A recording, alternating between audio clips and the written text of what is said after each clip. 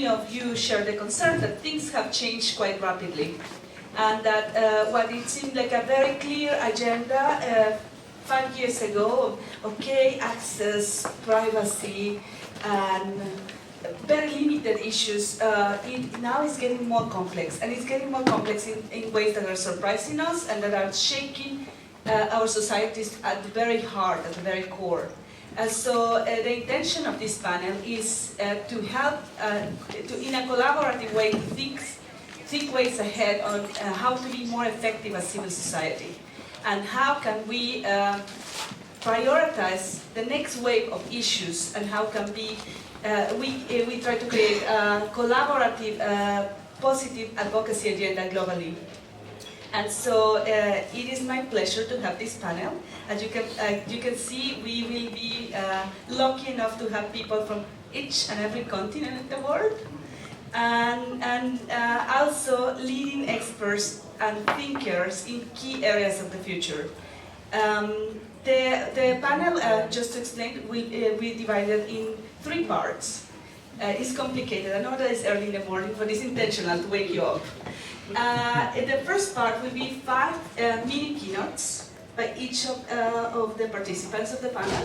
Then we will have a discussion on reactions to these mini keynotes by each of us. And then we will move to you. Each of you have a card in your chair, and as we speak, it will be very interesting that you write 2 things, 2 very important things. Which topic you think that will be like the most impactful in a positive way in your jurisdiction? So in the next wave of issues that we are discussing here, which is the one that will bring more opportunities, more positive change locally? And the second one is, of course, the negatives, right? Which one is the thing that is worrying you the most of these topics that we are going to discuss? And which is the area that you think that is where we run the risk to lose the most locally?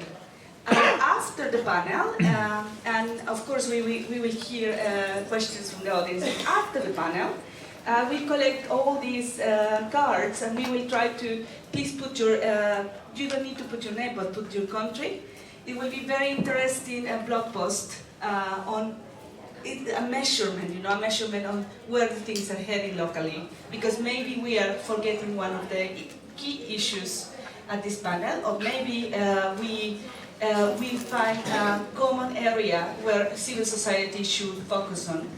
And that will be a great tool, not only for activists on the ground in your region, but also for donors, for countries, for everyone to understand the priorities and how we can be more effective as civil society. So we will start exploring cybersecurity and the future of cybersecurity with someone who told me yesterday that he was born ready. And it's one of the 40 under 40 leading minds in Africa. And I mean, I was surprised reading the biography and the top 10 global African thinkers according to Times magazine or something like that. And it's like the more you read, the more intimidating it becomes for me to moderate him. He's a son. He not only he's all of that individually, but his organization is the leading organization in tech issues in Nigeria. And on top of everything, he welcomes all once a year welcomes all the African representatives for the Internet Freedom Forum. Hosted in, sometimes in Lagos, sometimes in Abuja, and he will share the particular challenges in a country where terrorism is still an issue and cybersecurity is an excuse for censorship. Thank you. No pressure. So everyone knows, right? Everybody knows what ransomware means now.